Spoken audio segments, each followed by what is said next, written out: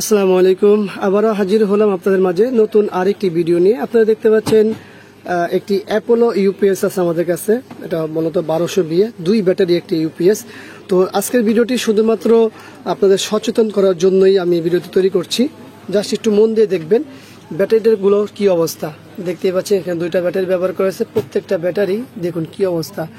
আর শুধু কি ব্যাটারি এরকম ফুলেছে, একটা ব্যাটারি কি ফুলেছে না, দুইটা ব্যাটারি ফুলেছে এবং পাশাপাশি এই যে এখানে যে প্লাস্টিকটি আছে সেটার প্রেশারও কত দেখুন। আমি চাইলেও এই ব্যাটারি এখন খুলতে পারবো না। আচ্ছা, ব্যাটারি কেন এরকম ফুলেছে, আমরা সার্কিট বোর্ডে চলে যাই, দেখি তো আমাদের সার্কিট বোর্ডে কোনো সমস্যা আছে কিনা। আমরা এখান থেকে দেখতে দেখতে দেখতে দেখতে যাই। দেখুন এখানে কিন্তু আমরা কোনো কিছুই পাই না, মসফেটও কোনো ফোলা নেই। পাশাপাশি আমাদের এই যে একটি মাত্র ক্যাপাসিটার থাকে, যে মূল ক্যাপাসিটার, সেটাও কিন্তু ভালো, সেটারও কোনো ফিজিক্যালি কোনো কিছু দেখা যাচ্ছে না। আর যেহেতু সার্কিট বোর্ডেও কিছু দেখা যাচ্ছে না, তাহলে মূল সমস্যা ঘটনাটা কি, সমস্যাটা কোথা থেকে হয়, কি কারণে। আমাদের ট্রান্সফর্মার যেটা আছে সেটার কি অবস্থা দেখুন, সেটা একেবারে ফ্রেশ আছে, কোনো রকমের সমস্যা নেই। অনেকেই এখনই মনে করছেন যে আসলে কারণটা কি।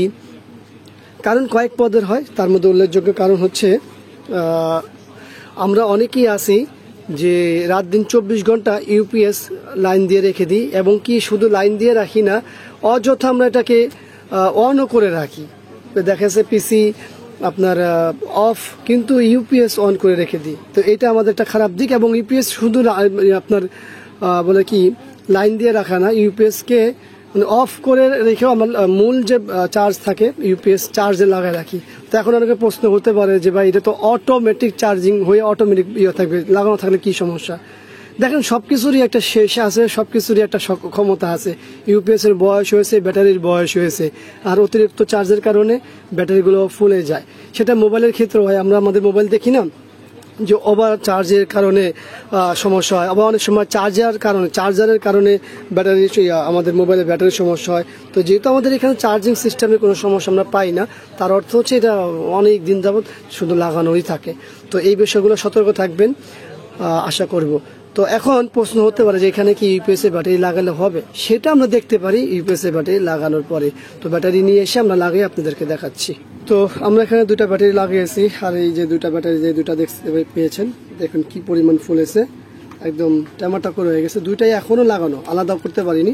তবে এখান থেকে খুলতে যে আমি যেই কাজগুলো করেছি, এই যে প্লাস্টিক ভাঙতে হয়েছে এখানে, তো ওই পাশেও প্রেশার দিছি, সব পাশে প্রেশার দিয়ে এটা খুলেছি।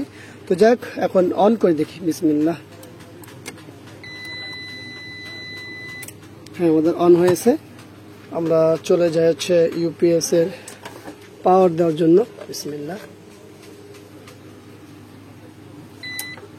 পাওয়ারও চলে আসছে, ওই যে সবুজ বাতি। আমরা চলে যাই হচ্ছে আউটপুটে, দেখি কি হয়, বিসমিল্লাহ। এই যে আমাদের পাওয়ারটি দেওয়া, আপনারা দেখতে পাচ্ছেন। এখন আমরা এটা সুইচ পাওয়ারটি অফ করি, বিপ পেয়েছেন, এটা হলো আউটপুট, ঠিক আছে।